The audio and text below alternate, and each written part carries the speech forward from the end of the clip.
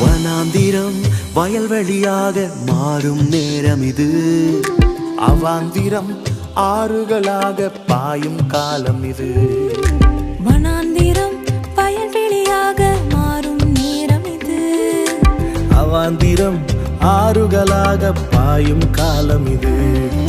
சொப்பனத்தாலும் தரிசனத்தாலும் இயேசு இடைப்படுவார். தீர்க்கதரிசியாய் உன்னை மாற்றி அவரே வெளிப்படுவார்.